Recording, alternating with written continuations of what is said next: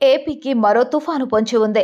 ఇప్పటికే భారీ వర్షాలతో 2 తెలుగు రాష్ట్రాల్లోనూ జనజీవనం అస్తవ్యస్తమైంది. ప్రాణనష్టం సంభవించింది. ఇంకా ఈ ప్రభావం నుంచి పూర్తిగా కోలుకోకముందే విశాఖ వాతావరణ శాఖ మరో హెచ్చరిక చేసింది. ఈ నెల 6-7 తేదీల్లో ఉత్తర బంగాళాఖాతంలో మరో అల్పపీడనం ఏర్పడే సూచనలున్నాయని విశాఖ తుఫాను హెచ్చరికల కేంద్రం అధికారులు అంచనా వేస్తున్నారు. దీంతో మరోసారి ఆందోళన మొదలైంది. ఇప్పటికే వాయుగుండం ప్రభావంతో కోస్తా జిల్లాల్లో భారీగా వర్షాలు కురిశాయి. విజయవాడ, గుంటూరు నగరంపైన పెను ప్రభావం చూపాయి. ఇంకా వర్షం ముప్పు తొలగలేదనే హెచ్చరికలు ఉన్నాయి. ఈ వర్షాలతో సాధారణ ప్రజలు అన్ని రకాలుగా ఇబ్బందులు పడుతున్నారు. రవాణా వ్యవస్థ ఎక్కడికక్కడ నిలిచిపోయింది. వర్షాలు, వరదల కారణంగా రైల్వే ట్రాకులు దెబ్బతిన్నాయి. జాతీయ రహదారుల మీద వరద ప్రవహిస్తుంది. పలు రైళ్లు రద్దు చేశారు.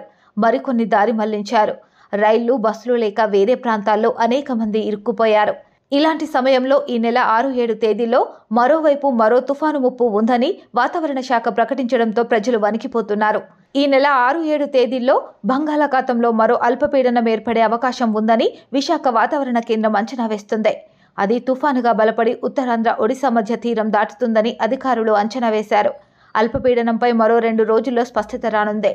అయితే ప్రస్తుత పరిస్థితి నుంచి కోలుకోవడానికి మరికొంత సమయం పట్టే అవకాశం కనిపిస్తుంది. రైళ్ల పునరుద్ధరణపైన రేపు అధికారికంగా వెల్లడిస్తామని అధికారులు చెబుతున్నారు. హైదరాబాద్, విజయవాడ మధ్య రాకపోకలు నిలిచిపోయాయి. ఇక ఇప్పుడు తాజాగా వాతావరణ శాఖ వెల్లడించే సమాచారం ఏంటనేది టెన్షన్ పెంచుతుంది.